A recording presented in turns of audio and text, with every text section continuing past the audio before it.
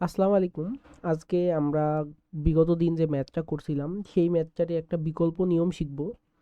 বিকল্প নিয়ম শেখার জন্যে বিকল্প নিয়মটাও অনেকের কাছে ইজি লাগতে পারে। আমরা দেখি যে বিক্রিয়ায় ছিল আমাদের HCl plus sodium hydroxide. Sodium hydroxide আর HCl বিক্রিয়া করে সোডিয়াম ক্লোরাইড এবং পানি উৎপন্ন করে। আমাদের কাছে দেয়া ছিল 100 ml 0.5 মোলার HCl দ্রবণ।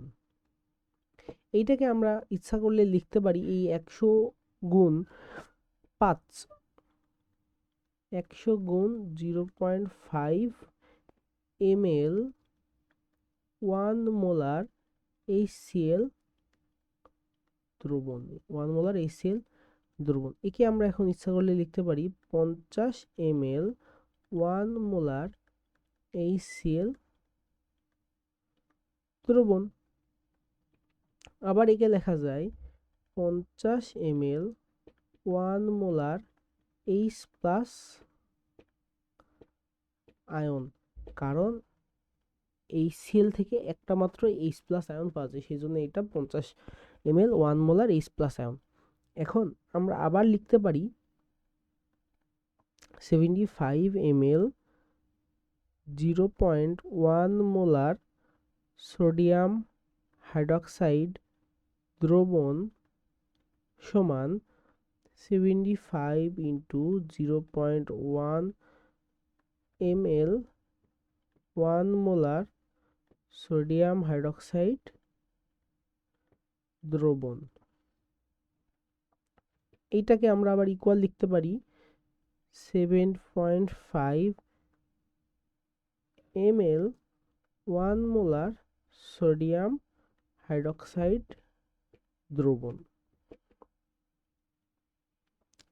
এখন সোডিয়াম হাইড্রক্সাইড থেকে যেহেতু একটাই হাইড্রক্সিল মূলক পাওয়া যায়, সেহেতু আমরা লিখতে পারি 7.5 ml 1 মোলার হাইড্রক্সাইড আয়ন। এখন আমরা যদি ডিরেক্ট বিয়োগও করে দিই, এখান থেকে ডিরেক্ট যদি বিয়োগও করে দিই, কারণ একটা H প্লাস একটা OH মাইনাসের সাথে বিক্রিয়া করে, তাহলে আমরা কি লিখতে পারি এখানে, যে দ্রবণে অবশিষ্ট থাকে, দ্রবণে অবশিষ্ট থাকে 50 মাইনাস 7.5 ml সমান সমান 42.5 ml 1 molar H plus ion. H plus ion দ্রবণে অবশিষ্ট থাকে 42.5 ml 1 molar H plus ion. এখন আমরা তো জানি যে V1S1 is equal to V2S2। এখন এখান থেকে আমরা যদি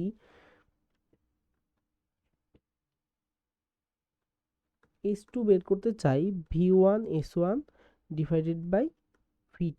এখানে V1টা হলো এই যে আমাদের বিগত যে 42.5 ml 1 মোলার এটা বাঁচলো আমাদের, এইখানে আমরা এইটাই ব্যবহার করব, যে 42.5 ml, আর S1 ধরবো 1 মোলার।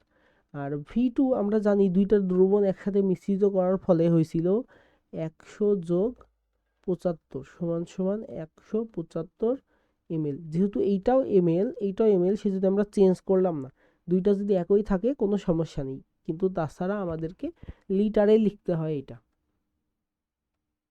42.5 ইন্টু 1 মোলার আর ডিভাইডেড বাই 175। তাহলে এইটাকে যদি আমরা ক্যালকুলেশন করি, তাহলে পারে কি থাকবে, যে 0.243 মোলার H প্লাস আয়ন। এইটাকেই আবার আমরা লিখতে পারি 0.243 মোলার HCl দ্রবণ।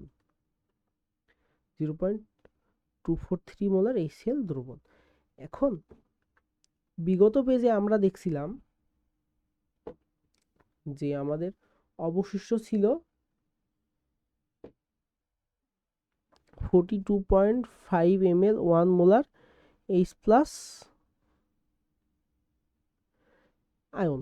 যেহেতু আমাদের H প্লাস আয়ন অবশিষ্ট ছিল, সেহেতু আমরা কি বলতে পারি, যেহেতু আমাদের H প্লাস আয়ন অবশিষ্ট ছিল, সেহেতু আমরা বলতে পারি যে দ্রবণটি অম্লীয় বা মিশ্রণ যেটা হবে, মিশ্রণের প্রকৃতি আমাদের অম্লীয়।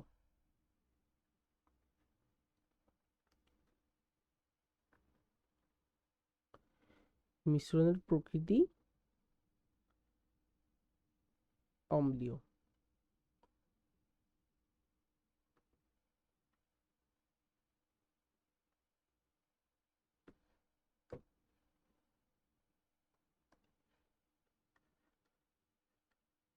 মিশ্রণের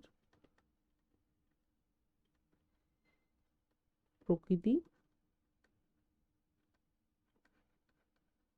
অম্লীয়।